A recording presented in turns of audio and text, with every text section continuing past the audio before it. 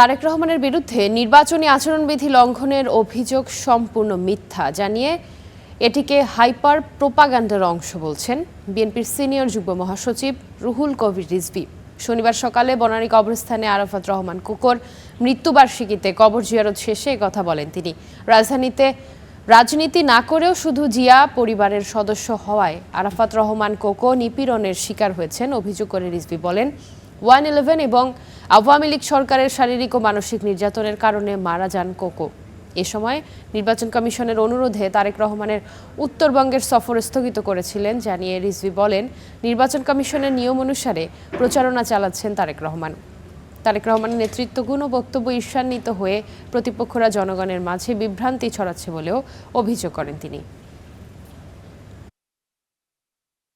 আমরা সেই ভয়াবহ এক দুঃসময় পার করেছি, সেই এক ভয়ঙ্কর ক্রান্তিকাল আমাদের পার করতে হয়েছে। কিন্তু পার করতে গিয়ে জিয়া পরিবারের উপর যে নিপীড়ন হয়েছে, নির্যাতন হয়েছে, তা ভাষায় বর্ণনা করা যায় না। এটা বর্ণনার অতীত একটি ঘটনা।